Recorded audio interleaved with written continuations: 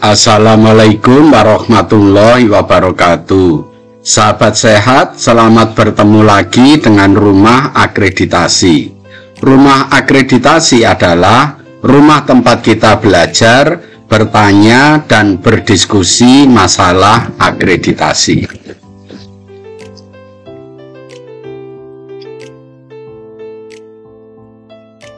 Kali ini kita akan memberikan tutorial tentang pengelolaan peralatan medis ya. Tutorial ini akan dipandu oleh Dr. Yanto, Surveyor FKTP.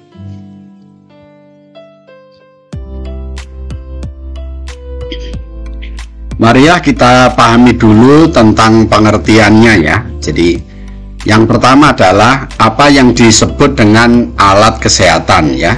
Jadi alat kesehatan adalah instrumen ya, atau aparatus, atau mesin, atau implan yang tidak mengandung obat ya, yang digunakan untuk mencegah, mendiagnose, menyembuhkan, meringankan penyakit, merawat orang sakit ya, memulihkan kesehatan pada manusia, dan membentuk struktur dan memperbaiki fungsi tubuh.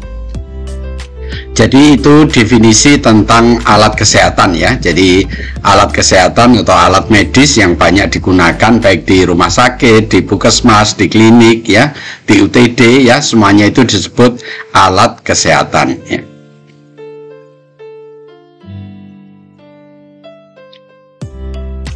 Berikutnya ya, pengelolaan peralatan perawatan pasien atau alat medis lainnya adalah proses pengelolaan, dekontaminasi, dan pengemasan berdasarkan kategori kritikal, semi-kritikal, dan non-kritikal. Jadi alat kesehatan itu ya bisa dibagi menjadi kritikal ya, semi-kritikal, dan non-kritikal ya. Nanti apa maksudnya kritikal, semi-kritikal, dan non-kritikal ini akan kami jelaskan di slide berikutnya.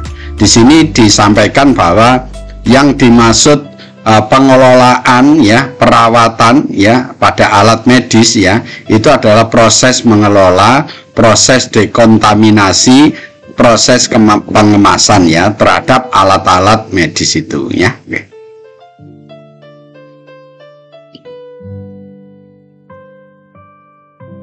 Apa tujuan dari pengelolaan dari peralatan medis itu ya? Yang pertama adalah mencegah peralatan ya tidak cepat rusak ya, menjaga tetap dalam keadaan terdokumentasi dan sesuai kategorinya ya, menetapkan produk akhir yang sudah steril dan aman ya. Jadi lebih tepatnya tujuannya adalah menyediakan peralatan perawatan pasien dan alat medis lainnya dalam kondisi bersih dan steril saat dibutuhkan ya. Jadi kalau puskesmas ya, klinik ya, atau rumah sakit ya bisa mengelola peralatan medis dengan baik, itu artinya bahwa pada saat alat medis itu digunakan ya selalu tersedia dalam kondisi bersih, steril saat dibutuhkan. Jadi itu makanya alat medis itu perlu dikelola. Jadi ini tujuannya ya. Jadi tujuannya untuk mengelola peralatan medis ini adalah untuk menyiapkan ya alat medis ya dalam kondisi bersih dan steril saat dibutuhkan.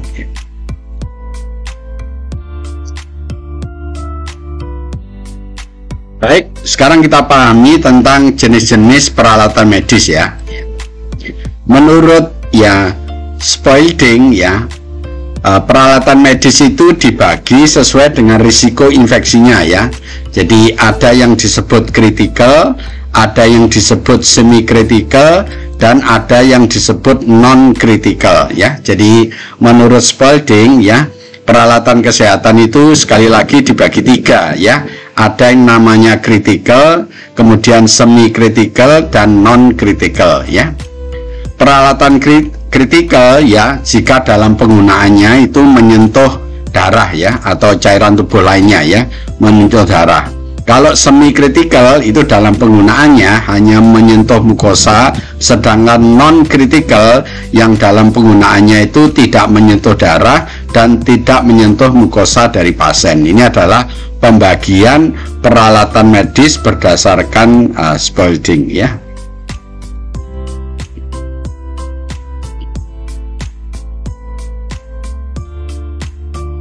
Ya. Baik, kita lebih pahami lagi. Jadi peralatan kritikal ya itu adalah peralatan yang dalam penggunaannya menyentuh darah ya. Ini contohnya adalah instrumen bedah. Jadi kalau kita melakukan pembedahan seperti ini, berarti alat-alat ini menyentuh darahnya pasien ya, seperti pinset, sonde ya, klem, needle, hecting, kemudian pak instrumen ya, semuanya itu bersentuhan dengan darah pasien ya. Jadi alat-alat yang bersentuhan dengan darah pasien ini disebut jenisnya jenis kritikal ya. Kemudian kalau semi kritikal itu hanya menyentuh mukosa seperti ambubek ya, itu menyentuh mukosa mulut ya. Kemudian masker resusitasi itu juga menyentuh mukosa mulut, kemudian kaca mulut dan sebagainya. Semuanya itu adalah menyentuh mukosa. Jadi kalau alat medis itu dalam penggunaannya menyentuh mukosa, maka alat medis itu disebut semi kritikal ya. Kemudian sekali lagi yang non kritikal, jika dalam penggunaannya ya alat ini tidak menyentuh darah maupun mukosa dari pasien ya. Contohnya manset tensimeter, ini hanya menyentuh kulitnya. Stetoskop juga menyentuh kulitnya. Kemudian mesin EKG juga hanya menyentuh kulitnya. Nah, ini termasuk jenis yang non kritikal. Dengan penjelasan ini diharapkan Bapak Ibu telah paham apa yang dimaksud kritikal, semi kritikal, dan non kritikal, dan beberapa contohnya supaya Bapak Ibu mengetahui.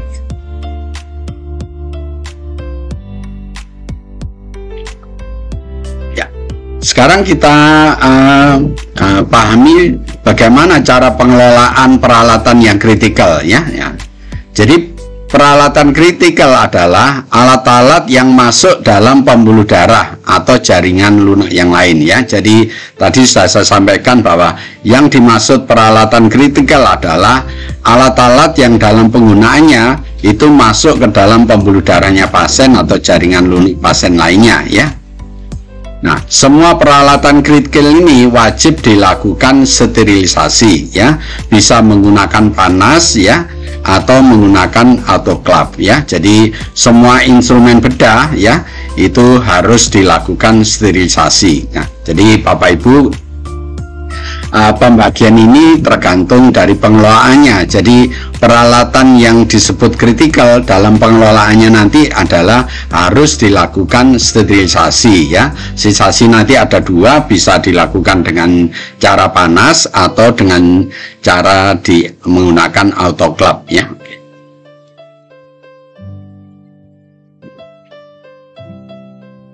Berikutnya adalah pengelolaan untuk peralatan yang semi kritikal ya. Peralatan yang semi kritikal adalah alat-alat yang dalam penggunaannya itu kontak dengan mukosa pasien ya. Jadi alat yang dalam penggunaannya menyentuh mukosa pasien, maka peralatan itu disebut semi kritikal. Nah, alat-alat yang semi kritikal ini ya harus dilakukan dengan cara minimal dengan disinfeksi tingkat tinggi atau DTT ya. Ya, jadi ini perbedaannya dengan alat yang kritikal. Kalau alat kritikal itu harus dengan sterilisasi, tetapi kalau alat yang semi kritikal itu menggunakan DDT ya, disinfeksi tingkat tinggi ya. Apa bedanya kedua cara ini ya? Jadi bedanya kalau DDT ini ya semua bakteri, virus itu sudah mati, tetapi spora, endosporanya masih hidup. Lain dengan sterilisasi, kalau dengan sterilisasi itu endosporanya juga ikut mati. Itu perbedaan nanti DDT dengan sterilisasi ya. Jadi contoh yang ini adalah misalnya Ambubek, ETT ya, Enspice dan Speculum ya, seperti ini. Itu adalah alat-alat yang semi kritikal. Nah, ini dalam pengelolaannya harus menggunakan DTT ya.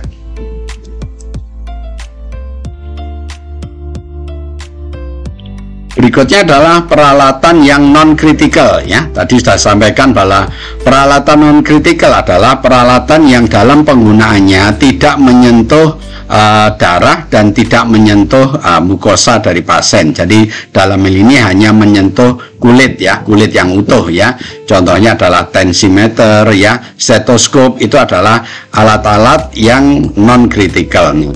Alat yang non-kritikal ini cukup dilakukan disinfeksi ya menggunakan alcohol swab ya. Jadi ini adalah pembagian peralatan dan bagaimana cara pengelolaannya ya. Dengan penjelasan ini Bapak Ibu sudah paham ya, pembagian peralatan itu dibagi 3, kritikal ya pengelolaannya dengan sterilisasi, kemudian semi kritikal ya pengelolaannya menggunakan DTT, kemudian yang non kritikal pengelolaannya menggunakan disinfeksi dengan alcohol swab ya.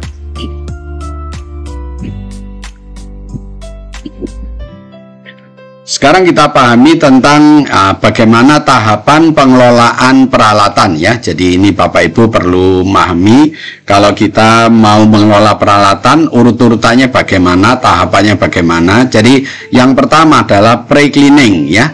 Jadi ini pre-cleaning, kemudian setelah itu dilanjutkan dengan pembersihan, kemudian dilanjutkan dengan pengemasan ya, kemudian dilanjutkan dengan sterilisasi atau disinfeksi dan penyimpanan. Jadi ini adalah tahapan tentang bagaimana cara mengelola alat ya. Jadi saya ulangi, ada 5 tahapan ini: pre-cleaning, kemudian pembersihan, pengemasan, sterilisasi, dan penyimpanan. Nah, bagaimana tahapan-tahapan ini? Mari kita bahas satu persatu pada slide berikutnya.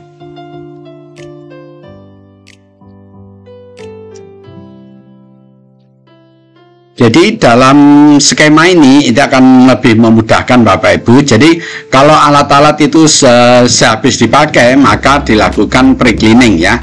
Jadi pre-cleaning ini untuk membersihkan kotoran-kotoran dahulu ya dengan cara disemprot ya. Nah, setelah dilakukan pre-cleaning kemudian dilakukan pembersihan ya. Pembersihan ini bisa menggunakan deterjen dan bisa menggunakan klorin ya. Kemudian dilakukan pengemasan ya.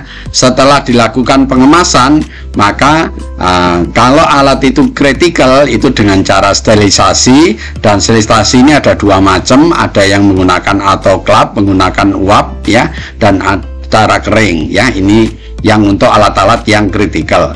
Kemudian untuk alat-alat yang semi kritikal itu dilakukan disinfeksi ya. Disinfeksi ini kalau semi kritikal menggunakan DTT ya, kalau yang non kritikal menggunakan DTR ya, disinfeksi tingkat rendah. Kalau ini disinfeksi tingkat tinggi. Nah, di disinfeksi tingkat tinggi itu dengan cara direbus ya, dan atau menggunakan zat kimia. Ini supaya Bapak Ibu ketahui. Tapi kalau desinfeksi tingkat rendah ini cukup menggunakan alcohol swab, setelah itu disimpan. Nah, jadi ini adalah urutan-urutan ya atau tahapan cara mengelola alat-alat medis ya.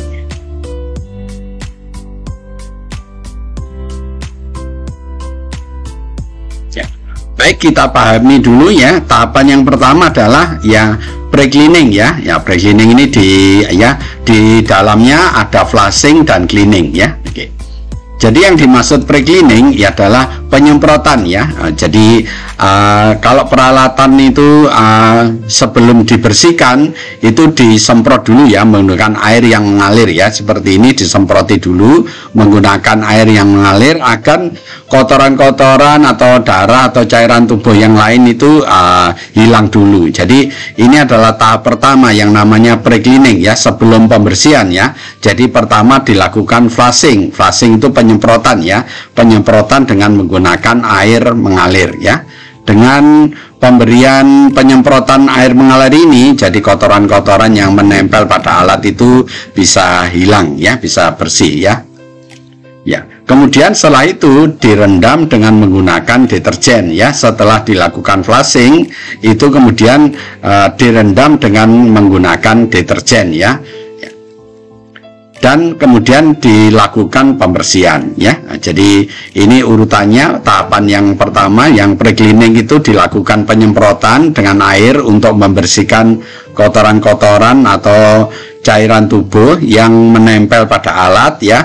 Kemudian setelah itu direndam dengan deterjen, terus baru dilakukan pembersihan atau cleaning ya. Jadi tahapannya adalah pre-cleaning, flushing, dan cleaning ya. Nah, setelah dilakukan pembersihan ya, kemudian dibilas dan dilakukan pengeringan ya. Pengeringannya pertama dilakukan dengan ditiriskan ya, ditunggu sesampai kering ya, sampai ya.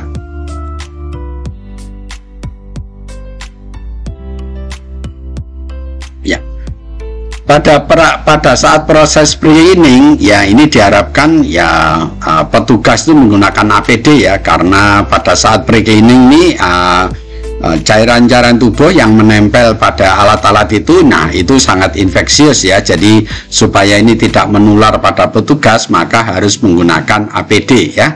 Jadi petugas ya dalam rangka melakukan pre-cleaning itu harus memakai APD. Nah, APD ini contohnya menggunakan topi, menggunakan gaun atau apron, menggunakan masker, menggunakan sarung tangan ya. Sarung tangannya cukup sarung tangan rumah tangga dan sepatu boot ya yang tertutup. Jadi ini adalah proses memakai APD ini untuk melindungi petugas yang melakukan pre-cleaning ya, agar petugas itu tidak terinfeksi akibat adanya darah atau zat infeksius lain yang menempel pada alat itu ya.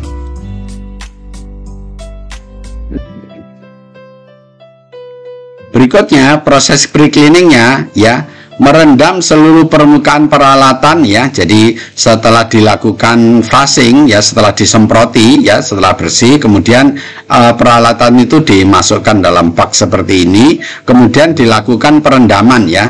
Perendaman ini bisa menggunakan enzimatik ya. Kalau enzimatiknya konsentrasinya 0,8% ya, atau menggunakan deterjen, atau menggunakan glutaraldehid dengan konsentrasi 2% ya, atau sesuai dengan instruksi pabrikan. Nah, berapa lama perendaman ini? Perendaman ini dilakukan 10-15 menit untuk menghilangkan noda darah dan cairan tubuh yang masih melekat pada alat ya. Jadi ini proses pre-cleaningnya ini Bapak Ibu perlu sampaikan ya. Setelah dilakukan flushing ya, sekali lagi alat-alat itu kemudian direndam ya, direndam selama 10-15 menit ya. Pilihannya perendamnya menggunakan apa? Bisa menggunakan cairan enzimatik 0,8%, bisa menggunakan deterjen, atau menggunakan glutaraldehid 2% ya.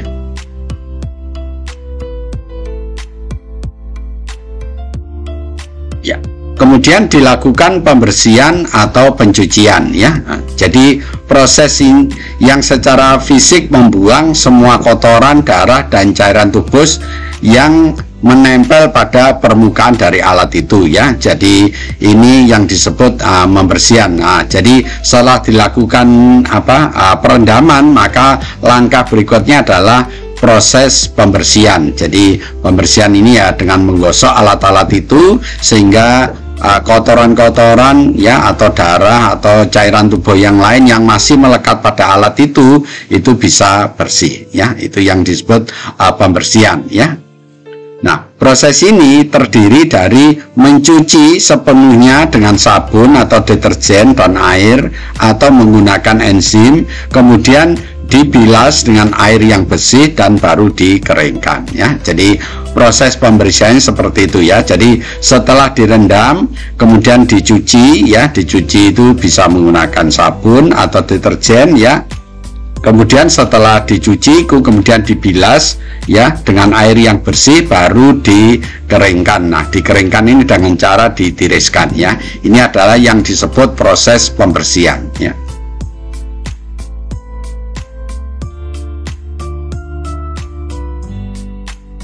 Baik, berikutnya adalah pembersihan manual itu dengan cara disikat ya. Jadi pembersihan nanti ada beberapa macam ya. Yang pertama adalah pembersihan secara manual ya, artinya alat itu disikat ya. Ini tujuannya agar ya kotoran-kotoran yang melekat pada peralatan itu bisa menjadi bersih. Ini adalah pembersihan dengan cara manual ya. Bisa juga dibilas ya dengan air yang mengalir ya. Suhunya itu yang bagus adalah suhu 40 derajat sampai 50 derajat Celcius ya. Lebih disarankan jika menggunakan air deionisasi atau air yang sulingan. Jadi setelah dilakukan pembersihan manual, kemudian itu dibilas dengan air yang mengalir yang suhunya 40 derajat sampai 50 derajat. Lebih baik lagi jika menggunakan air deionisasi atau air sulingan ya. Selanjutnya setelah itu dicuci, dibilas dengan air yang mengalir, kemudian ditiriskan ya. Jadi ini adalah proses pembersihan dengan cara manual ya.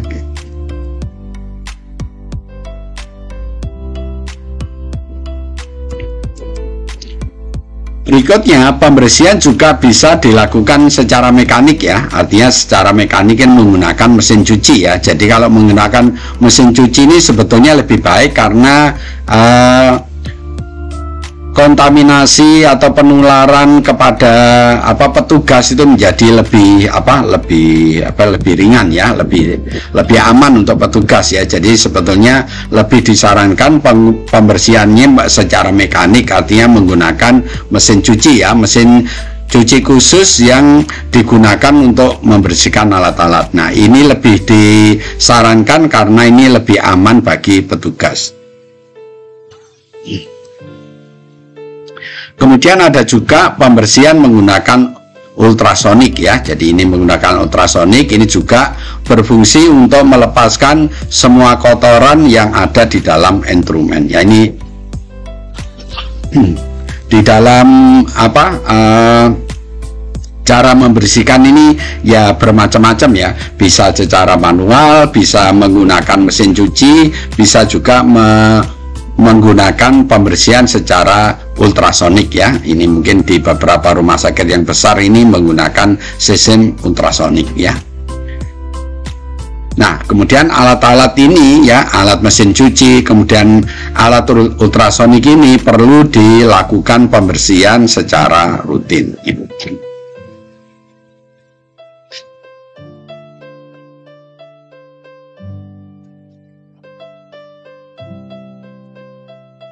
Ya, kita lihat slide berikutnya. Berikutnya setelah dikeringkan ya dengan cara ditiriskan, langkah berikutnya adalah pengemasan ya. Jadi pengemasan ini banyak yang sudah menggunakan alat seperti ini ya. Jadi ini menggunakan plastik yang sudah disediakan ya, kemudian alatnya dimasukkan dalam plastik ini, kemudian ini direkatkan ya menggunakan mesin. Jadi seperti perekat plastik itu ya. Jadi nanti dengan alat ini maka alat itu dalam keadaan sudah dikemas ya. Jadi banyak yang menggunakan alat ini ya. Jadi pastikan semua peralatan yang akan disteril itu dilakukan pengemasan ya.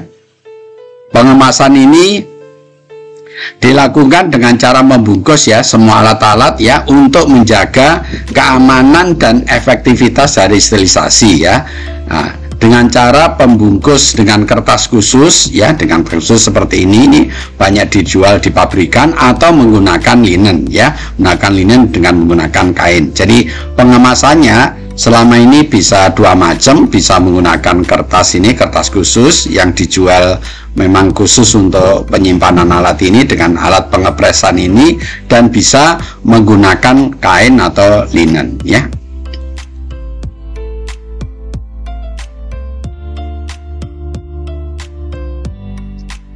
Prosedur pengemasan itu ya harus menyakup ya, ada di dalam labelnya, di dalam bungkusnya itu harus ada nama alatnya, kemudian tanggal pengemasannya dan metode sterilisasinya. Nah, itu harus ditulis ya. Jadi Bapak Ibu perlu saya ingatkan, jadi kalau melakukan pengemasan, di dalam pengemasan itu perlu ditulis nama alatnya itu apa, kemudian tanggal pengemasannya apa, dan metode sterilisasinya itu apa ya, menggunakan sterilisasi uap, menggunakan sterilisasi kering, atau menggunakan DDT ya. Jadi ini perlu Bapak Ibu tuliskan, ini untuk agar tidak keliru, dan supaya yang lebih penting lagi nanti juga perlu ditulis expirednya dari masa sterilisasinya itu ya. Oke. Jadi semuanya ini berguna untuk kepentingan pasien.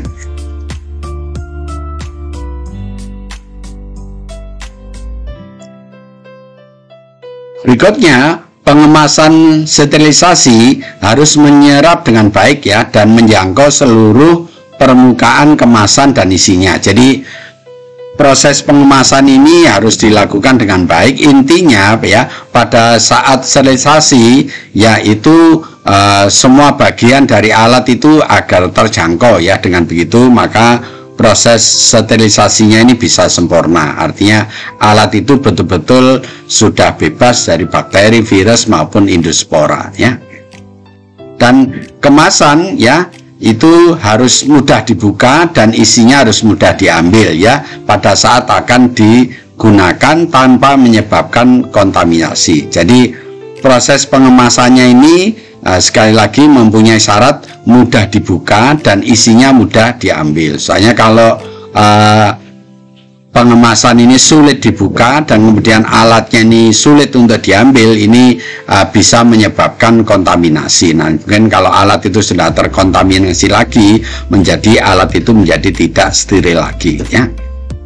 Dan harus dapat menjaga isinya tetap steril. Ini yang yang perlu diperhatikan hingga kemasan dibuka itu dan dilengkapi dengan masa kedaluarsa. Makanya Bapak Ibu dalam mengemas itu sekali lagi perlu dituliskan masa kedaluarsanya ya. Jangan sampai kalau menggunakan alat ya kelihatannya memang sudah disteril tapi waktunya itu sudah kedaluarsa, sehingga kalau digunakan itu tetap berbahaya bagi pasien. Nah, ini perlu Bapak Ibu perhatikan dalam pengemasan alat ya.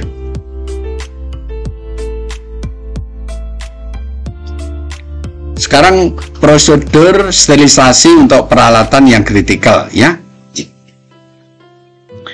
Alat-alat yang kritikal itu pengelolaannya itu dengan cara disterilisasi ya. Jadi sterilisasi peralatan kritikal itu bisa menggunakan autoclave ya, ini yang menggunakan uap, atau dengan panas kering ya. Nah, semua itu untuk tujuannya untuk menghilangkan bakteri, virus ya, fungi, jamur atau parasit termasuk endospora. Nah, ini keunggulan dari sterilisasi. Jadi sterilisasi ini keunggulannya bisa membunuh bakteri, membunuh virus ya, fungi, parasit, dan endospora. Nih, endospora ini tidak bisa dihilangkan kalau menggunakan DTT. Jadi kalau menggunakan DTT yang masih ada itu, yang masih bisa hidup itu yang endospora ini ya. Ini makanya kalau alat itu menyentuh darah ya, atau alat-alat yang kritikal itu harus dilakukan sterilisasi ya. Kemudian bagaimana proses melakukan sterilisasinya ya, itu akan kita jelaskan pada slide berikutnya ya.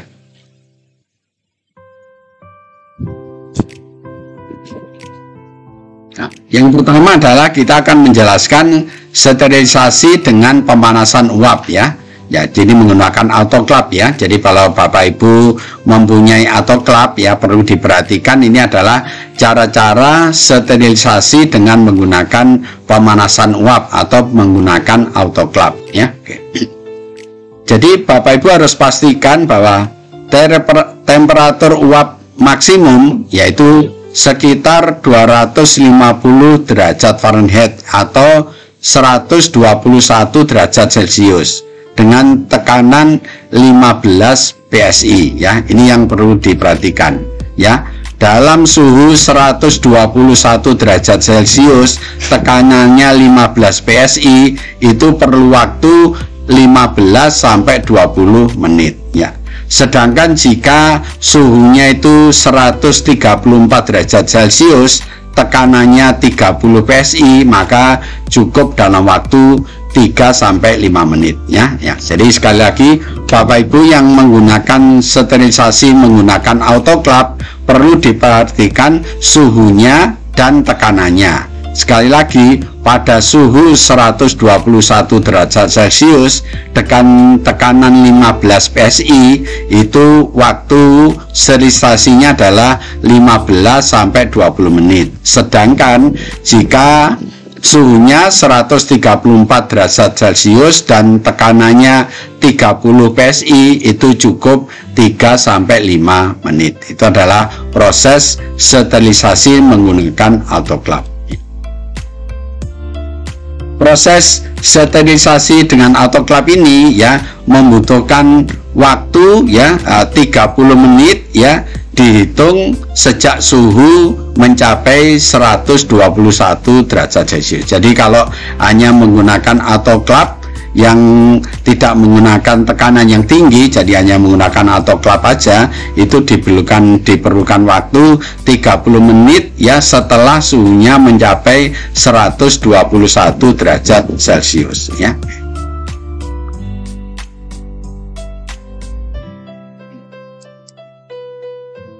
Ya, semua instrumen ya dengan engsel atau kunci itu harus tetap terbuka atau tidak terkunci ya selama proses sterilisasi. Jadi Bapak Ibu jika menggunakan peralatan yang ada engselnya, ada kuncinya, itu selalu dalam keadaan terbuka ya. Jadi tidak dalam keadaan terkunci ya selama proses sterilisasi dengan menggunakan autoclave ya.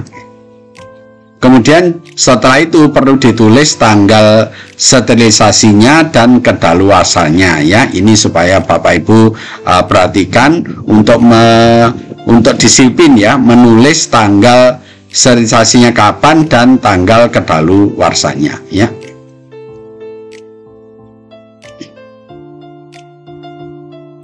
Jadi ini ada untuk sterilisasi ada dua, bisa menggunakan autoclave dan bisa menggunakan ya panas kering ya. Ini adalah contoh-contoh alat yang digunakan untuk melakukan sterilisasi ya.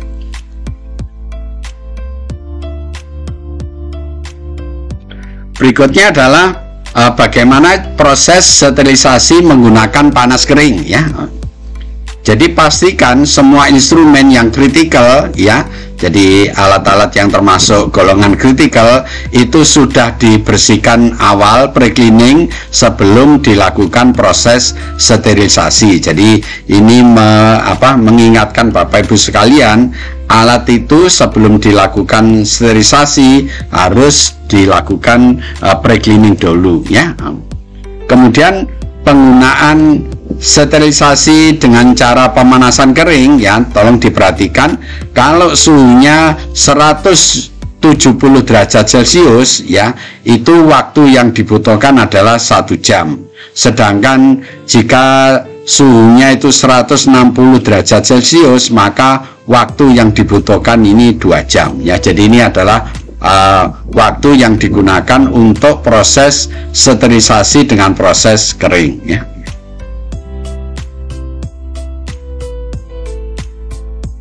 Jadi ini adalah contoh-contoh alat ya sterilisasi dengan panas kering ya. Jadi ini alat-alatnya dimasukkan dalam rak-rak yang sudah dikemas ya. Jadi alat itu setelah dikemas kemudian dimasukkan dalam rak-rak seperti ini, kemudian setelah itu ditutup dan proses sterilisasi dimulai ya. Oke.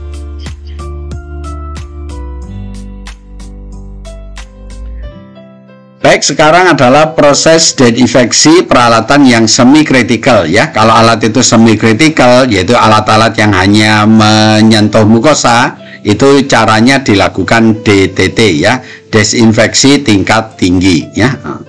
Jadi desinfeksi peralatan yang semi kritikal ya, itu melalui proses yang namanya DTT ya, desinfeksi tingkat tinggi. Ini adalah proses menghilangkan semua mikroorganisme kecuali endospora. Jadi endospora dari bakteri ini belum bisa dihilangkan dengan cara DTT ya. Endospora baru bisa dihilangkan itu dengan menggunakan sterilisasi ya. Oke. Nah, ini yang perlu Bapak Ibu ketahui. Jadi DTT ini bisa dilakukan dengan cara merebus atau dilakukan dengan secara kimiawi ya, menggunakan bahan kimia ya.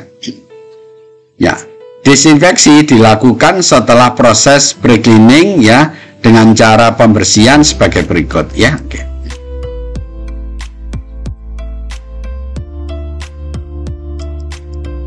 Ya.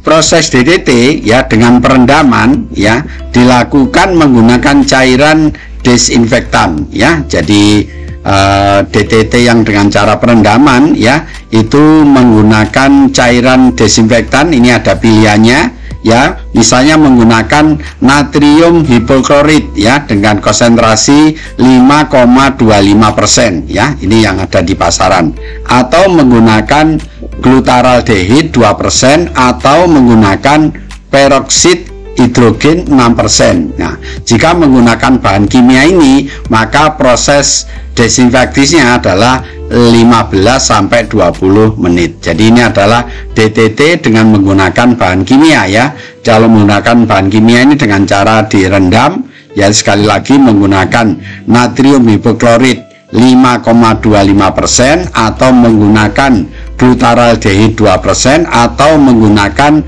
peroksid hidrogen 6%, dan itu perendamannya dilakukan selama 15-20 menit ya. Dan dipastikan seluruh permukaan peralatan itu terendam dalam air cairan tersebut. Soalnya kalau tidak terendam maka proses desinfeksinya itu tidak akan sempurna ya.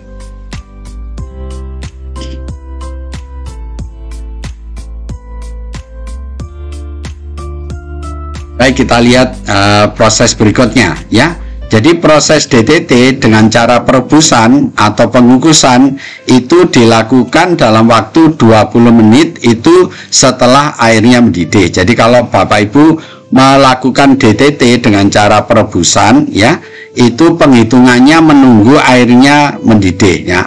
Kalau airnya sudah mendidih itu baru dihitung, dan waktu yang diperlukan adalah 20 menit ya.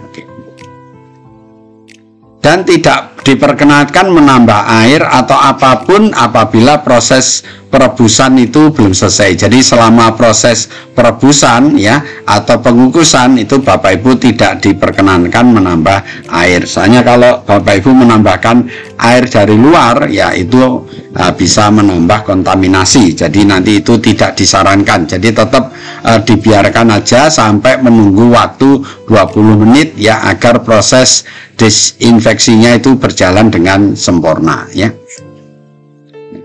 Di sini ada catatan uap air panas ya pada suhu 100 derajat Celcius akan membunuh semua bakteri, virus, parasit, dan jamur itu dalam waktu 20 menit. Jadi kalau Bapak Ibu merebus pada suhu 100 derajat Celcius, semua bakteri, virus, parasit, dan jamur itu akan mati dalam waktu 20 menit ya. Ini makanya proses DTT dengan cara perebusan itu memerlukan waktu 20 menit ya.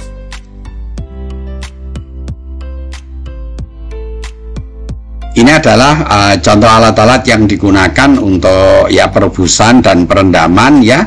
Ya, nanti ini Bapak Ibu banyak alat ya yang semuanya prinsipnya sama ya, yang digunakan untuk proses desinfeksi peralatan yang semi kritikal ya.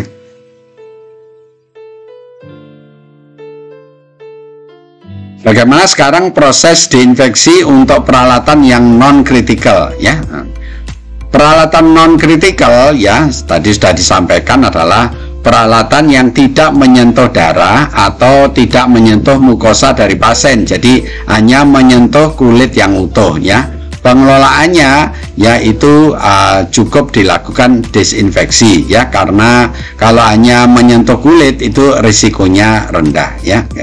Dan dilakukan proses pencucian, desinfeksi atau pembersihan pada peralatan non kritikal caranya sebagai berikut ya.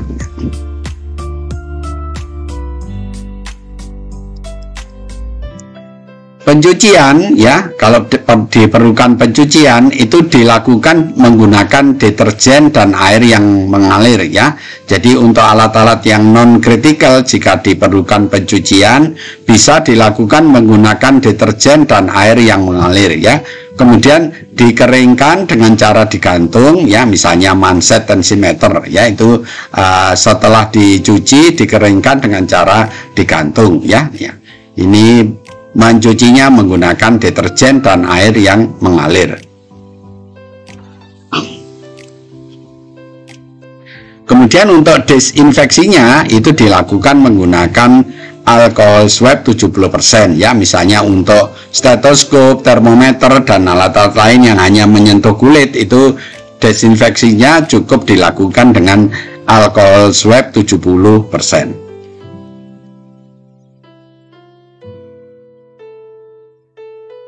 Jadi ini contoh alat-alat yang non kritikal ya, seperti termometer ini variasinya banyak ya. Jadi pembersihannya itu dilakukan menggunakan kain yang bersih ya.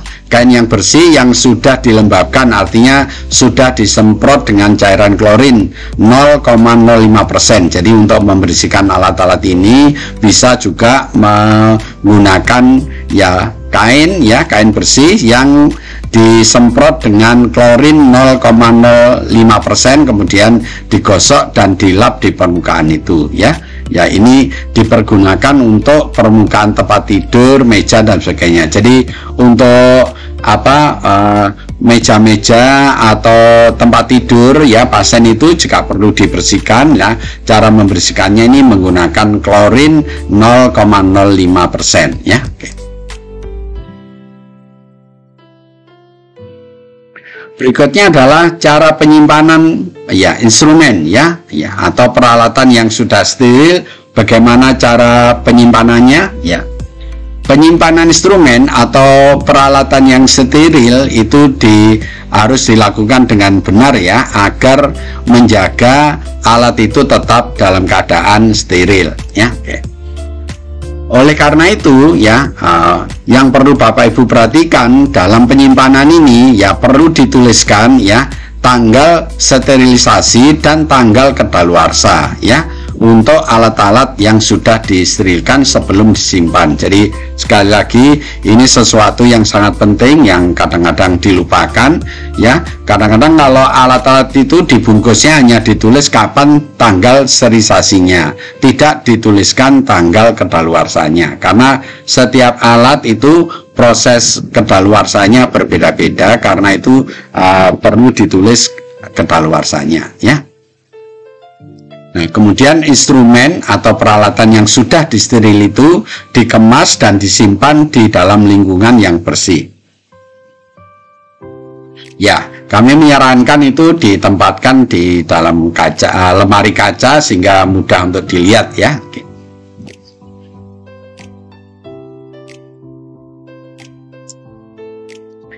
Baik, setelah Bapak Ibu memahami semua, sekarang ada hal-hal yang perlu diperhatikan dalam proses pengelolaan alat-alat medis ya. Apa aja yang perlu diperhatikan ya? Yang pertama ya, pastikan petugas kesehatan pada saat mengelola peralatan itu harus menggunakan APD ya. Jadi petugas yang melakukan pengelolaan peralatan itu harus menggunakan APD seperti ini ya. Jadi memakai topi, memakai gaun, memakai masker, sarung tangan rumah tangga, kemudian memakai sepatu boot. Jadi ini adalah untuk keamanan dari petugas. Jadi sekali lagi ini yang Bapak Ibu perlu perhatikan, petugas yang diberi tugas untuk membersihkan alat-alat ini perlu menggunakan APD ya.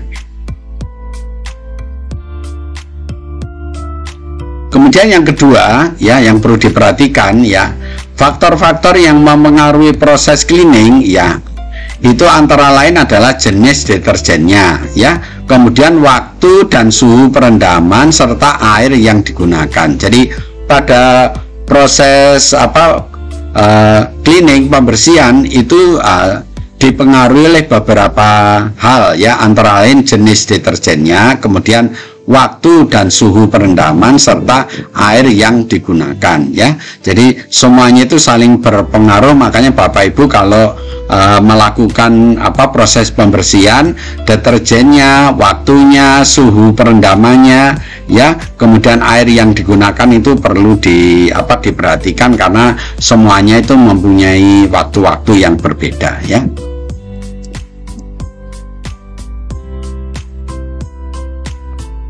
Berikutnya yang perlu diperhatikan lagi adalah ya, tersedia ruangan khusus untuk pengelolaan ya dekontaminasi dan pengemasan pasien ya, pengemasan peralatan pasien ya.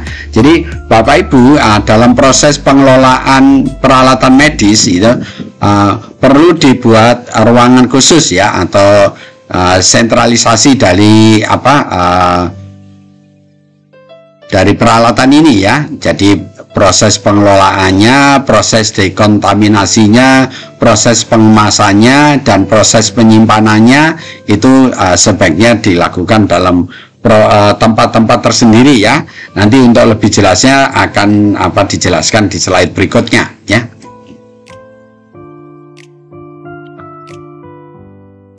Bapak Ibu, ini kita diberi gambaran tentang desain ya ruangan pada pengelolaan peralatan ya. Ya. Jadi Bapak Ibu harus ada yang namanya area kotor ya, atau unclean area ya. Jadi ini adalah daerah untuk menerima barang yang kotor, peralatan yang kotor ya. Ini dibuatkan ruangan tersendiri di mana lantainya itu mudah dibersihkan dan tersedia bak untuk desinfeksi, dan sirkulasi udaranya harus baik. Jadi harus ada yang namanya area kotor ya. Juga harus ada area bersih. Ini untuk menyiapkan barang yang akan disetting, dipacking ya, disterilisasi itu Jadi prinsipnya dalam proses pengelolaan peralatan itu dibedakan antara area kotor dan area yang bersih, dan itu nanti diberi sekat ya, supaya tidak terjadi pencampuran.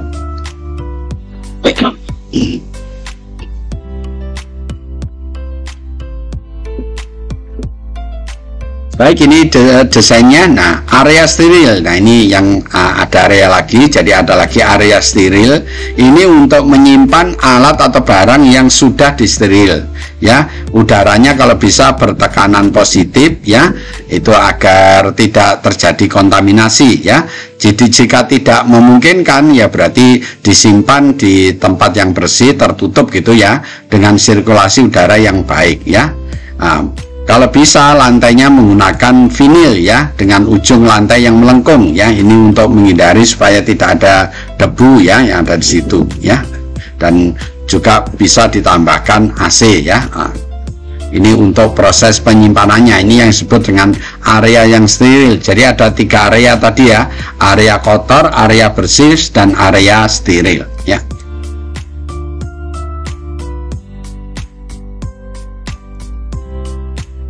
Jika tidak memungkinkan dengan 3 ruangan itu tadi, yang disarankan kan ada area kotor, area bersih, dan area steril, maka ya digunakan ruangan tapi jaraknya antara satu dengan yang lainnya itu minimal 2 meter. Jadi kan yang disarankan tadi kan 3, area kotor, area bersih, dan area steril. Nah, masing-masing itu diberi jarak ya, minimal itu masing-masing itu 2 meter ya. Ya, kalau dipisah, disekat itu menjadi lebih sempurna lagi ya.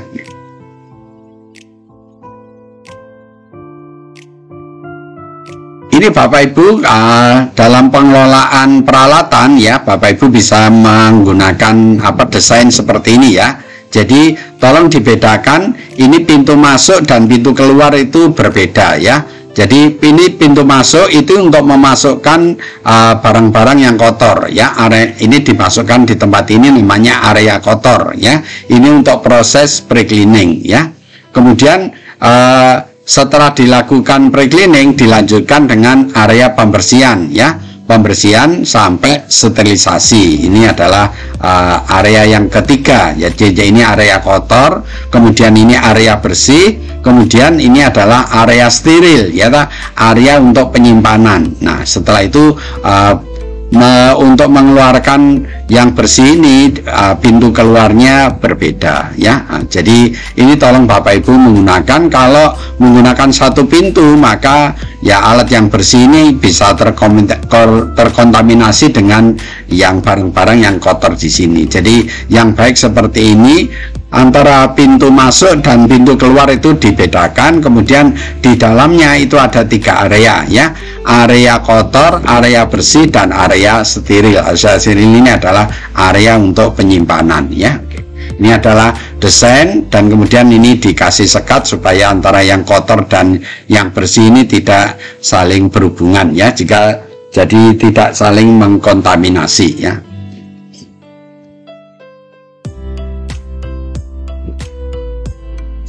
Berikutnya ini adalah lamanya waktu penyimpanan untuk peralatan steril. Ini yang Bapak Ibu perlu perhatikan, ya, dalam proses melakukan sterilisasi, ya. Ini perlu diperhatikan. Jika pembungkusnya, pengemasan itu, ya, dibungkus tunggal hanya 1 lapis, ya, itu waktunya jika disimpan dalam tempat tertutup itu 1 minggu, ya. Jika ditempatkan dalam rak yang terbuka itu hanya 2 hari. Nah, ini Bapak Ibu perlu perhatikan. Makanya expirednya itu perlu ditulis, ya. Jadi kalau pembungkusnya itu hanya 1 lapis, kemudian penyimpanannya itu tertutup, expirednya 1 minggu, ya. Sedangkan kalau pembungkusnya itu 1 lapis diletakkan di rak terbuka itu expirednya 2 hari. Makanya expirednya perlu dilihat, perlu ditulis supaya tidak lupa, ya. Jika pembungkusnya itu double itu artinya 2 lapis, ya. Jika disimpan di tempat tertutup itu expirednya 3 minggu, ya. Jika ditempatkan di ruang terbuka itu expirednya 2 minggu. Jadi ini berbeda-beda expirednya, makanya Bapak Ibu perlu menuliskan, ya. Kalau tidak dituliskan nanti menjadi lupa, ya. Jadi dengan tabel ini supaya Bapak Ibu paham kapan expirednya itu, ya. Jadi yang perlu diperhatikan adalah pembungkusnya, kemasannya itu 1 lapis atau 2 lapis, kemudian penyimpanannya di tempat tertutup atau di tempat terbuka, ya. Terima kasih telah menonton video ini. Jika video ini Bapak Ibu anggap baik, maka beri kami like, ya. Dan Bapak Ibu jangan lupa untuk subscribe, ya, agar Bapak Ibu tidak ketinggalan kalau kami upload video-video yang baru. Dan kalau ada sesuatu yang kurang jelas, tolong Bapak Ibu menulis di komen YouTube Rumah Akreditasi, ya. Dan kalau Bapak Ibu juga minta dibuatkan materi-materi sesuai yang diinginkan, tolong menulis di komen YouTube, ya, channel Rumah Akreditasi. Kemudian yang terakhir, mohon dibantu untuk share, ya, video ini kepada teman kita yang lain, sahabat kita yang lain, ya, sejawat kita yang lain, ya, agar teman dan sejawat kita yang lain itu dapat ikut mendapatkan manfaat dari video ini, ya. Lebih kurangnya saya mohon maaf. Mari kita akhiri tutorial ini dengan membaca hamdalah. Alhamdulillahirabbil alamin. Wassalamualaikum warahmatullahi wabarakatuh.